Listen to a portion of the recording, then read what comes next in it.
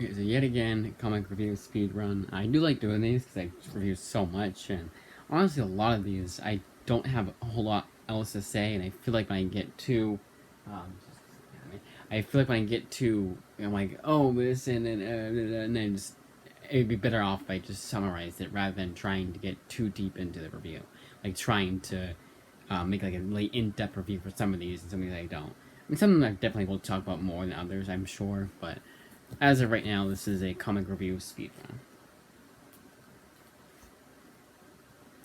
Okay. First up, a few movies.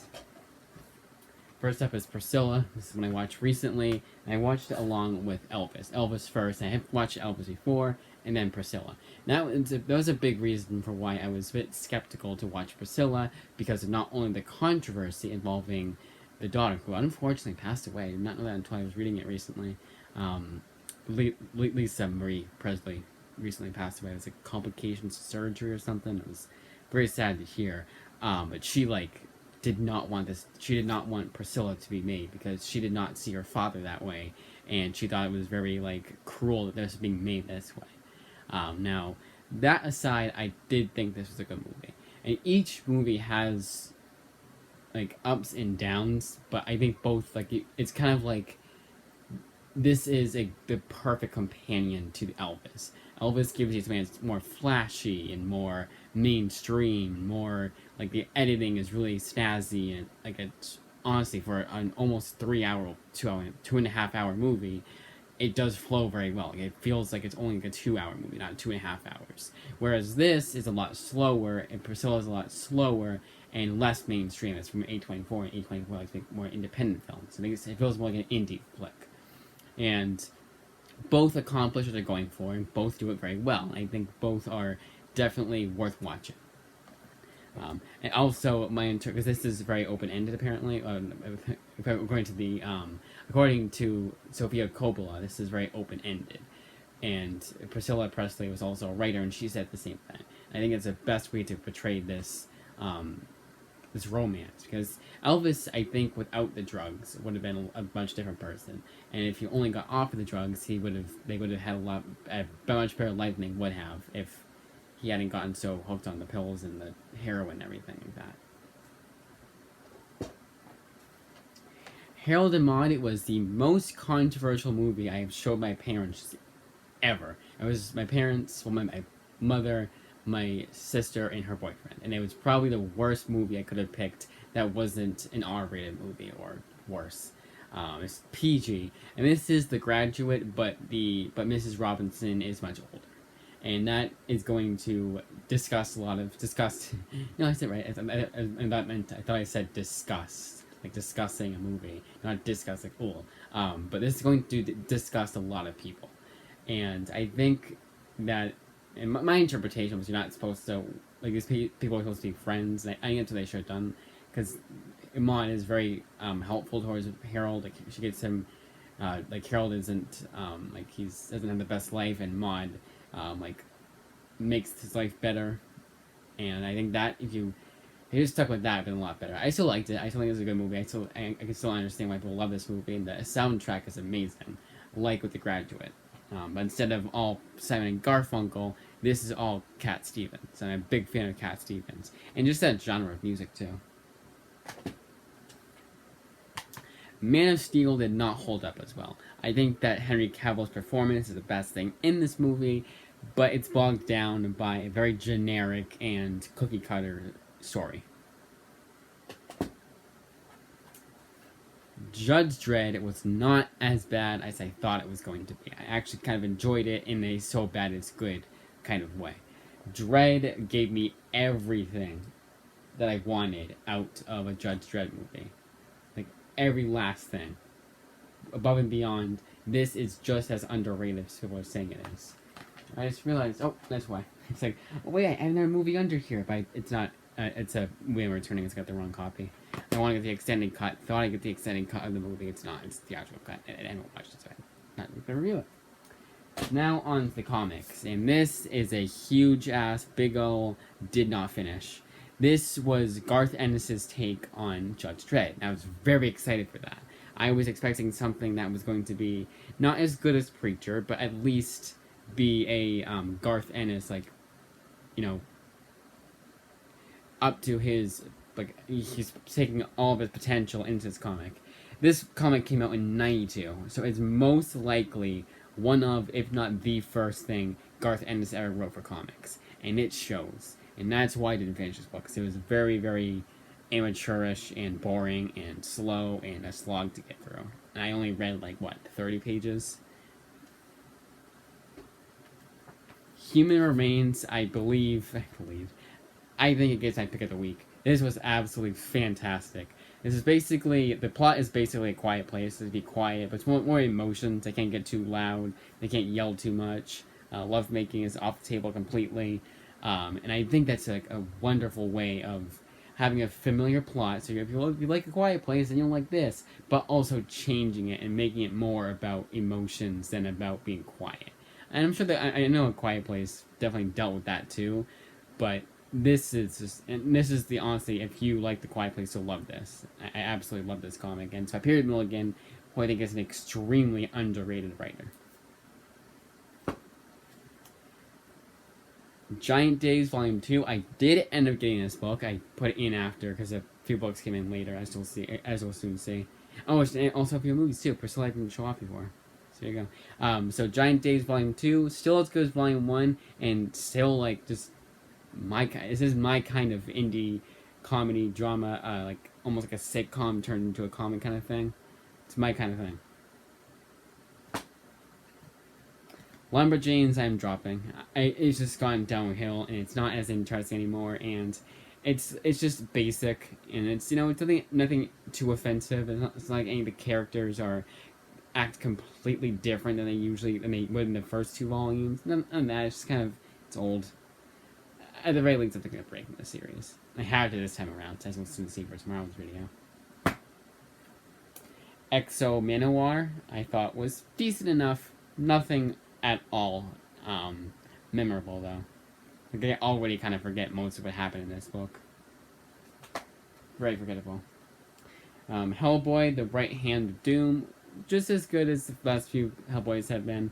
But I don't know if it got better as it went along, because I remember really enjoying Hellboy, and I was hooked. And so far, like, it's been a while since I've read Hellboy, so a lot of it I've forgotten. And so far, I don't have that same feeling yet. But I still do think it's a fantastic series, I like it, overall. Ether, Volume 1, I thought was very good. Probably the best Matt Kent book I've read the past few weeks. Because I read Department H, and I want to say it's something before that I read by him. And both those I didn't like. But it was Revolver. And this one I thought was much better. And those weren't bad, they're just kind of okay. Like, they didn't really wow me, but this did. This I would love if they had the rest of the series Final of the Library. They only have Volume 1.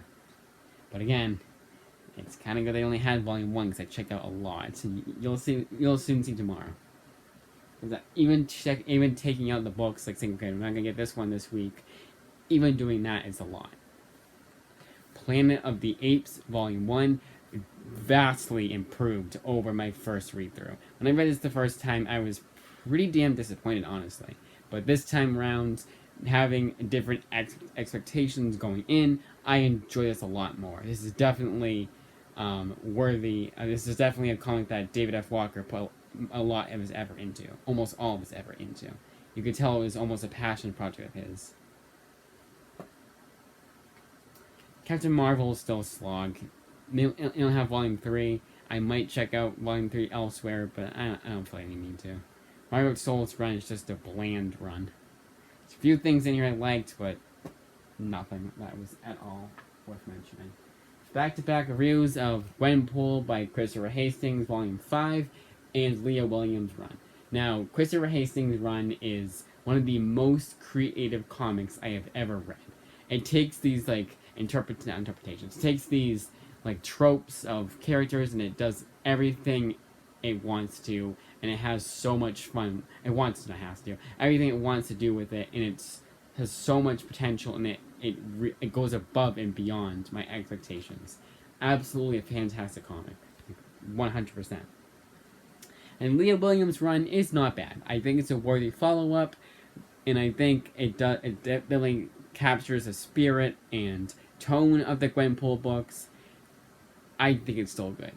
But I would still say it's not as good as Hastings. Hastings runs like a 9.5 out of 10. This is like a 7.5, maybe to 8, closer to 8 than a 7. Spider-Gwen Ice Link is fantastic, and it gets to a darker. I like when it gets somewhat darker, not too dark, not like what they call it, like edgelord. It still it still has its humorous moments, but this is what I like about comics. It can go in a different, darker route, but still having fun and still maintaining the original spirit and tone of the series overall. And when I remember, it just gets darker and darker and more interesting, more investing. Ultimate Galactus Trilogy, I finally really liked. Ultimate Nightmare is the best out of the 3. And Ultimate Vision is the worst out of the 3, but it's a one-shot, so it doesn't really count as a 3. It's like a little, like, in-the-middle kind of thing. It's pretty much all exposition. It's very boring. Stargirl, an absolute surprise. This is one of Geoff Johns' first works, and it just goes to show that this guy is a powerhouse writer. When one of his first comics he ever wrote, it's still as good as. Alright, so pretending to go over Stargirl because I forgot Fear Itself. Fear Itself is so much fun. It's just fun. It's a good event, but a little confusing. I feel like I had to read the tie-in to fully understand what was going on, but it's still good. So Stargirl, for being one of being one of Geoff Johns' first works, it goes to show that he is a powerhouse author, and he just goes above and beyond the Call of Duty, and he just always did that. He didn't just start out like, okay, let's do this. No, he wanted to impress the hell out of his readers and show not bring a name for, don't show a name for himself, but that basically what I'm trying to say. Like, he wanted to make a name for himself. He wanted to make a name for himself, and he does that even with his earliest work.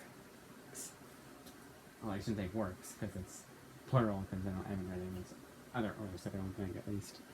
Sandman, my favorite volume of all time. Sucks. The next one, volume 6, is my least favorite. But this is exactly what I want, not only out of fantasy comics, but Sandman in general. This gives you everything. Unsettling horror elements, unsettling imagery, unsettling interpretations and implications, huge revelations, plot twists. It gives you everything you want in Sandman, and none of the shit you don't like, or I don't like. This is 100% my favorite volume of Sandman. Only the one I also liked was Danny, with the baby, and Morpheus is like going to take the baby away, and that one. Without giving too much away, but that was what I'm talking about. I don't know if it's called Danny. I don't know. But anyways, my favorite volume of Sandman is this, volume 5. Trillium did improve with its second read through of this comic. I definitely will read this again. I'm trying to say, but the first few times I've read it, I wasn't super crazy about it, and now I do. I like it. I think it improves each time I read it. And that's when you know that you've written a good comic, is that each time you read, like, a lot more. Back to back of Nightwing's volumes 1 and 2, and this is not it. I'm not a huge fan of Tim Seeley, and it continues with this run of Nightwing. Thankfully, the only volumes they have of the run at any library in my area is just those 2 volumes, those first 2. Batman by Tom King, volume 8, I still think is good. Wedding stuff aside, I still think Tom King's Batman is still pretty good. I still like it. I still think it's worth reading. Even if you're not the biggest fan of Tom King, I say it's worth reading. I'm not a big fan of Tom King. I still like that Batman run, look forward to reading each issue. And he knows how to hook you. He knows how to, for Batman at least, like, he puts all his effort into it. He knows how to hook you. He knows how to have little, like, plot twists and, like, surprising moments that, like, catch you off guard, which is surprising because it's Batman and it's been around for 80 years. And honestly, anything they do that's, like, super crazy, you know they're not going to go that far with anyways, because it's continuity and they want to keep all the characters alive, and keep on they want to keep everyone alive, and status quo is God, so they're not going to do anything too crazy that's going to stick. Shit, my bad. Alright. Batman Fortress is still really good. Batman Fortress improved upon second read through. I didn't think it was boring at all. I actually really liked it. Look forward to reading it. Ronin, it's very long. It's 48 pages. I felt every page, but sometimes it was really fast paced and a little uneven, but overall good. And it's one of Frank Miller's earliest work. It came out in '83, so it's to be expected. It's really old dated. Shit. God damn it. Hey, pick the worst times to do my videos. I need to have like a noisemaker that goes outside of my room and it, like no one can hear. Soundproof. That's what I should do. When I say noisemaker, I need to soundproof my room. Alright. We're almost done here though. Batman Damned. And I just noticed this too. Right here. I got a little poster. That's pretty cool. I'm hanging this up in my room. I can do it in my blank area that I have when my DVDs were. That's a good idea. Because there's like nothing there. But this I loved. This was absolutely fantastic. It's a very controversial book, but I like Brian Azzarello. I love this book. This is good. Boring.